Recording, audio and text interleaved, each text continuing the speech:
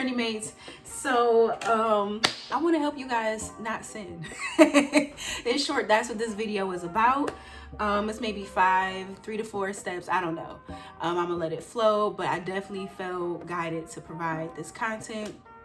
So let's get into it. The time is now.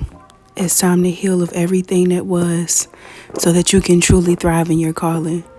Let's go, journey mates. Okay. So I'm gonna share a little bit about what prompted this video. So I was having some thoughts that, you know, at first it was just innocent, just a couple thoughts here and there in the mist last week. But as I'm coming into situations, I was getting irritable.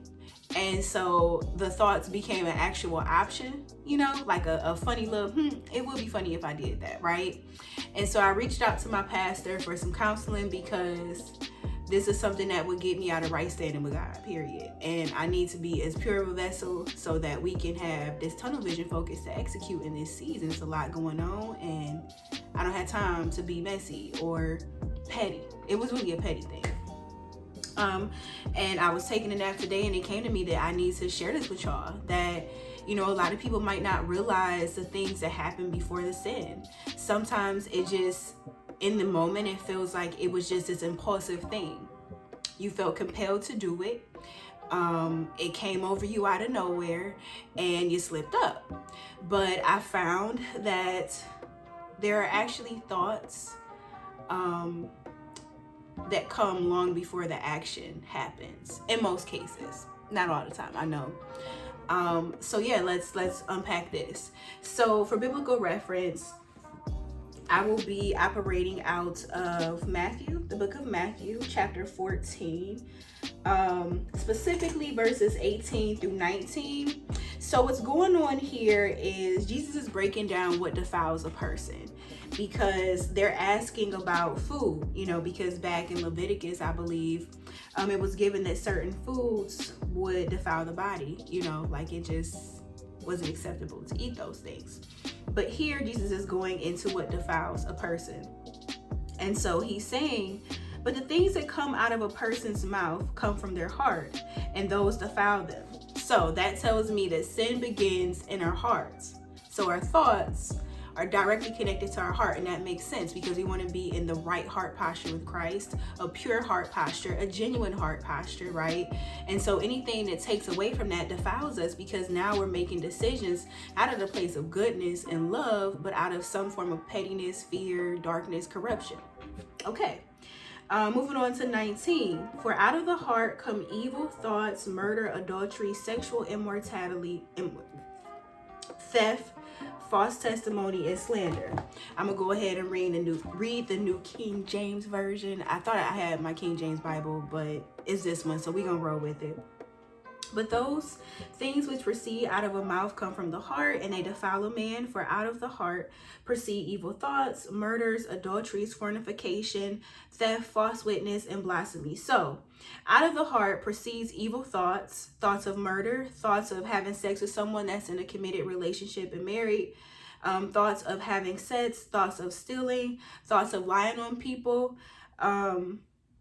I thought blasphemy and lying are the same. Oh, blasphemy would be like cursing the Bible and stuff like that. Okay, cool. So 4 tips, however many tips we gonna roll, and then I'm gonna say the number of tips. So the first thing is, when it's just lighthearted stuff, just go ahead and cast that stuff out. You know, may this mind be in me as it is in Jesus Christ. So what was happening in the beginning is like, I was feeling a little, you know what I'm saying, myself. And I'm like,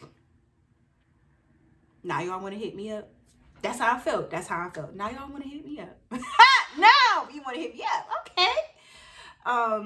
And I just don't have the time to respond. And I truly, in the natural, 100% did not have the time to respond. Right? So that was like maybe 2 weeks ago, the beginning of that.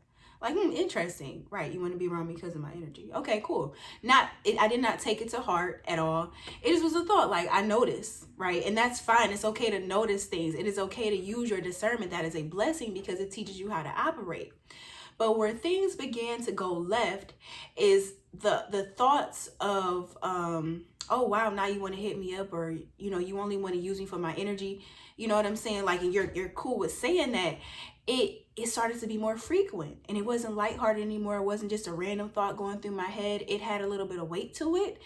And then the pettiness began to become an option.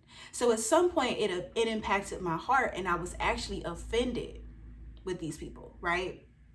And so, as it says,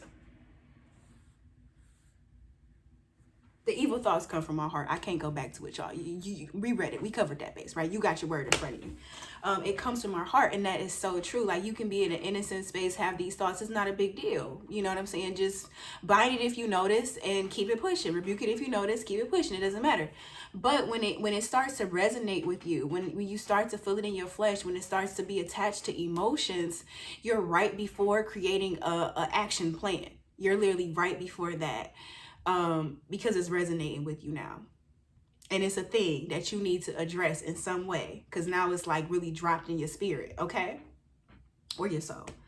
I would say your soul. Okay, so I reached out to my therapist. I mean, not my therapist, my pastor, because I'm like, nope.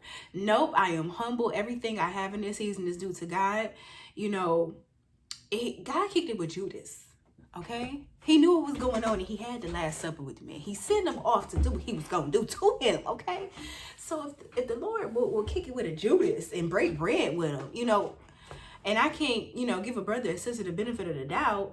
I can't continue to treat them with compassion. I want them to sit back and wait the way I had to wait. That's not of God. Like, Jesus wouldn't be cool with that. You know what I'm saying? I can't even negotiate that in the conversation. Like, well, Jesus, maybe.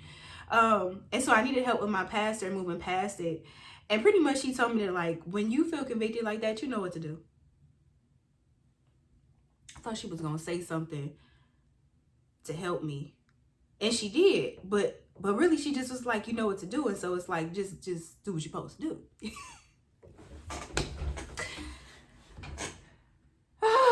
So that tells me that, like, our Holy Spirit guides us. And, when you being raggedy, you being raggedy. You know you being raggedy. You can't just say, oh, well, the Lord know my heart and he not through with me. Stop being raggedy. Okay, bind that thing up right then and there. And what I had to do was really get on my knees in prayer and release the pain. Because what happened is, there was a time where I needed support, or there was time when I was planning for what people see now. And I wanted to work with people. I wanted to collaborate. I did not want to do it alone. The Lord wanted me to do it alone, because if that weren't the case, I would have had the team to support at that time. So let's be honest, may his will be done. But there was some hurt associated with that. I'm a human. We are human. We get hurt. We get offended. We get upset. That's not the issue. It's not a bad thing to be angry. It's a bad thing to hold on to anger and allow it to corrupt your heart and guide your decisions. Because the next thing was really going to be for me to, like, ignore them when they reach out to me. Make them feel a little stupid. That was going to be the next thing. Because that's what pridefulness does. It's like, it's not always boastful.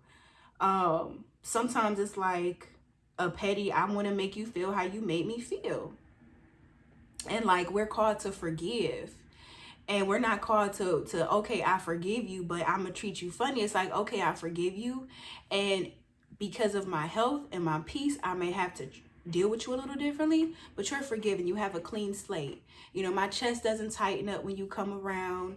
I don't want to make you feel any kind of way. If I choose to not work with you or be close with you, it's because it's just not healthy. It's not because I'm upset and offended. It's not to get to a certain point and you feel what you did and now we can move forward. It's not like that. That's not what forgiveness is. And so I was contemplating sinning. And so the takeaways from this is, number one, the random thoughts, if you can, go ahead and push it out, rebuke that, bind that, unleash the Holy Spirit, unleash the fruit of the Spirit, whatever counteracts that, right? When it becomes to really resonate with you and you feel it and you're irritable, you're angry, you're bitter, whatever, you got to seek counsel, but really seek counsel from the Lord. You need to purge those feelings, the root of it. You got to get that out of you, because that can be a source of darkness, and you'll begin to act out of flesh, out of fear, out of pain, out of pettiness, right? And lastly, when you get to the point of you're in the situation and it seems impulsive, it's really not. It's been a bunch of thoughts and a bunch of feelings that led up to that moment in most cases. But the truth is, we have to learn ourselves enough to catch ourselves. So I hope this was fruitful. I love you, journey mates. With this, be encouraged and let me know how it worked. Like this page, subscribe to this page. You don't like it, that's on Facebook. Subscribe to this page, like the video, and let's keep it moving.